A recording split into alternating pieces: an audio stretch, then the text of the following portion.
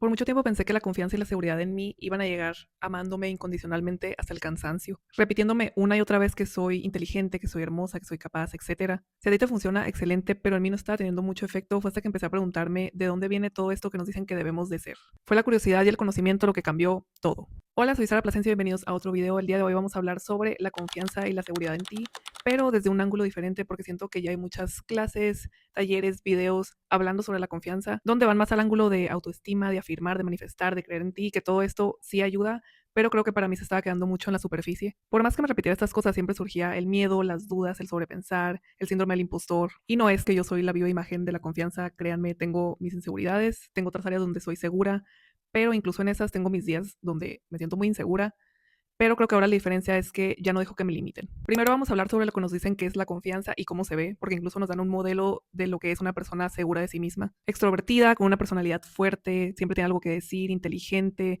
va por lo que quiere, carismática. Pero hay personas que simplemente no somos así. No tengo algo que aportar siempre a una conversación y no lo hago. No tengo esta personalidad grande e imponente, no tengo una respuesta a todo. Y creo que estoy en un punto medio entre extroversión e introversión, por ahí.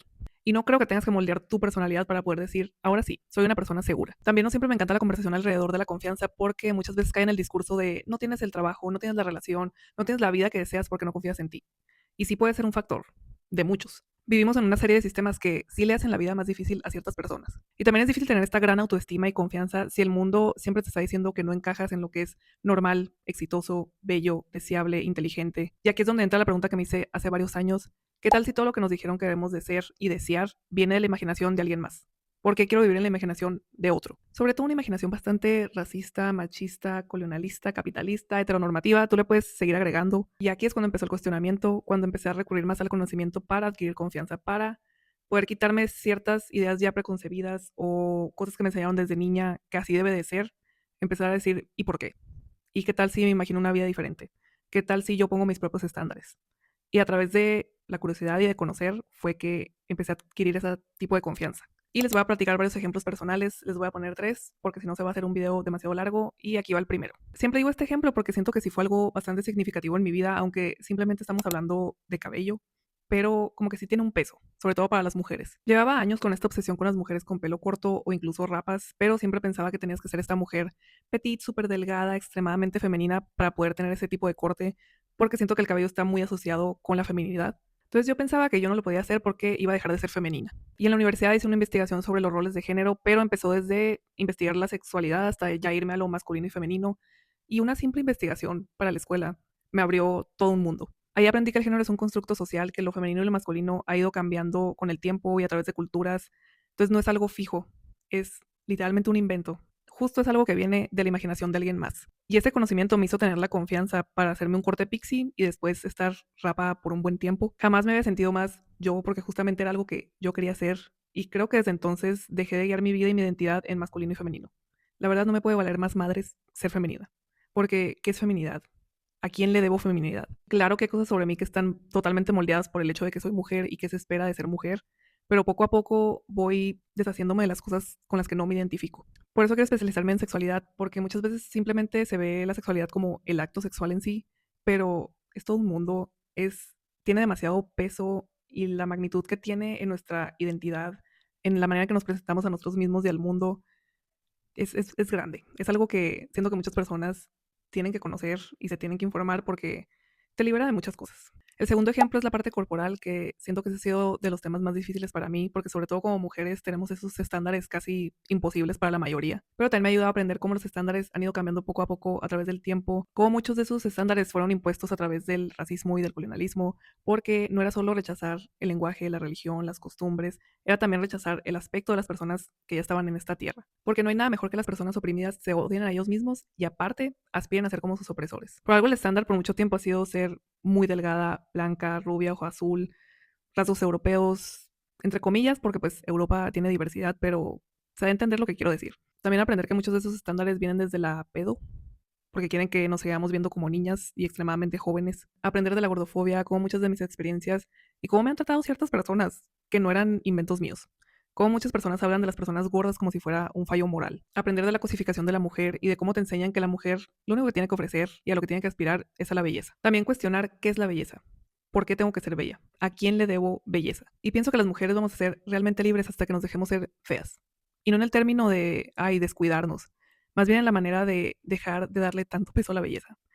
Que captemos que lo menos interesante sobre nosotras es qué tan bellas somos. Y si lo pienso bien, realmente sí es lo menos interesante sobre mí. Pero está muy cabrón pensar así todo el tiempo porque apenas que vivas como ermitaña, es la de la sociedad, siempre te están llegando mensajes externos de cómo debes de ser y empiezan otra vez los pensamientos de tal vez sí debería de aspirar a ser una talla cero, tal vez sí debería de operarme esto, pero ya no dejo que esos pensamientos se queden y sobre todo ya no dejo que me limiten.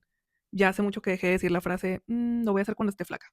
Y eso me cambió la vida. Y tengo muchos más ejemplos de cuestionar el éxito, de la vida que debes de desear y tener, que está muy relacionada con la hiperproductividad y el hiperconsumo, de la idea de ser mujer, muchos más, pero creo que voy a terminar con el más importante para mí. Fue cuando empecé a tener una bella crisis existencial, porque ya dejé de creer en todo lo que me enseñaron toda la vida a creer, que es Dios y la religión, y me empecé a preguntar qué es lo que yo creo, qué es lo que yo pienso. Recurrí mucho a la filosofía y a la sociología y a ver qué es lo que más resonaba conmigo y con qué me identificaba más. Y en toda esta búsqueda aprendí muchas cosas, pero principalmente me fui mucho al lado existencialista y absurdista de que la vida no tiene sentido, que probablemente no hay un Dios, no hay un destino, no hay un plan, no hay un porqué de estar aquí, pero aquí estoy.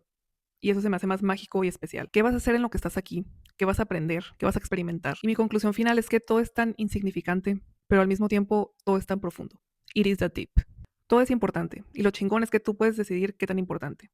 Y la misma manera en que veo el mundo y la vida lo aplico a mí misma. Me tomo muy en serio mi persona, lo que quiero, mis deseos, mis necesidades, lo que pienso. Hace mucho tiempo decidí que voy a ocupar espacio, que voy a ser vista. Lo que los demás vean ya es cosa de ellos. No siempre voy a decir lo que pienso porque a veces no vale la pena.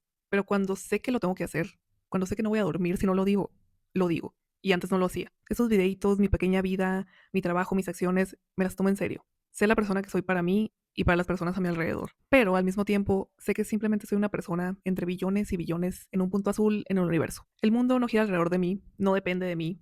Mis errores no son estas grandes catástrofes como llego a pensar a veces. Los demás no piensan en mí tanto como yo creo. Y justo esto me da muchísimo espacio para tener compasión conmigo misma, de dejarme cometer errores, de saber que simplemente soy una persona tratando de hacer lo mejor con mi existencia. Y yo sé que son dos ideas que se contradicen, pensar que todo es insignificante y al mismo tiempo importante y profundo, pero para mí tienen todo el sentido juntas, para mí van de la mano. Creo que nunca perder mi curiosidad por todo lo que hay afuera, por todo lo que hay por conocer, aprender, ver, leer, escuchar, me hace tener mucha confianza en mis habilidades y mis capacidades. Tal vez piensen que sería lo contrario porque hay tanto que no sabes y lo desconocido causa miedo, pero cuando te das cuenta que el conocimiento te ha dado confianza, estás dispuesta a hacerlo con miedo. Y hay una frase de James Stephens que dice, la curiosidad vence al miedo más fácil que el valor. Dejas de preguntarte qué tal si hago el ridículo, qué tal si me equivoco y empiezas a preguntarte qué puedo aprender de esto. El deseo por conocer sobrepasa el miedo al fracaso. Cuando entiendes algo, reduces incertidumbre. Cuando reduces incertidumbre, disminuye ansiedad. Cuando disminuye ansiedad, aparece seguridad. Me parece más poderoso pensarte ignorante de muchísimas cosas que pensarte como lista para todo.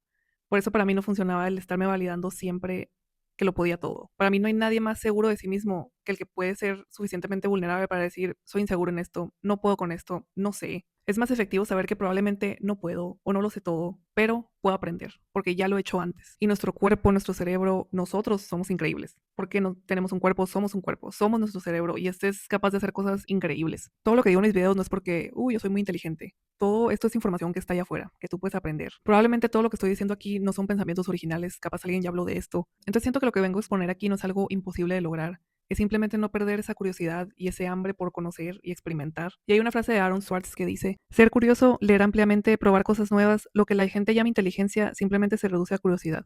Y todo esto me ha hecho hacer cosas que si le cuentas a mi yo adolescente, no te cree. Alguien que evitaba a toda costa hablar en público, faltaba clases para no tener que exponer, nunca participaba en clase, dudaba muchísimo de discapacidades. Unos años después hice un podcast que no me duró mucho, pero lo hice, estoy haciendo estos videos de YouTube que hace mucho que los quiero hacer. Y lo pueden ver 10 personas, pero para mí es importante y sobre todo lo que he aprendido al hacerlos, nadie me lo quita. Con muchísimo miedo y nervios ya empecé a dar terapia, acabo de viajar sola.